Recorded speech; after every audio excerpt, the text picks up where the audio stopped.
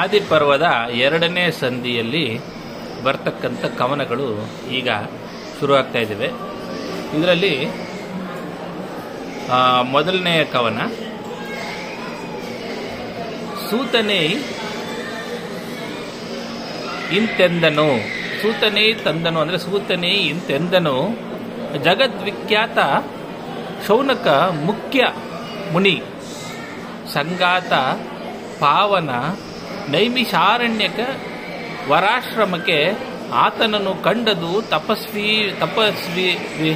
ತಪಸ್ವಿ ವ್ರತ ಕುಶಲಕ್ಷೇಮ ಮಧುರ ಪ್ರೀತಿ ವಚನಾಮೃತದಿ ಸಂಭಾವನೆಯ ಮಾಡಿದರು. ಅಂದರೆ ಶೌನಿಕನೇ ಮೊದಲಾದ ಋಷಿಗಳು ನೈಮಿಷಾರಣ್ಯಕ್ಕೆ ಸೂತ ಪುರಾಣಿಕನು ಬಂದನು.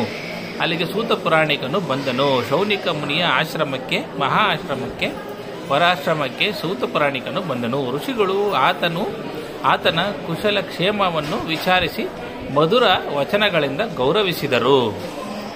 ಇದು ಮೊದಲ ಕವನ. ಧನ್ಯವಾದಗಳು.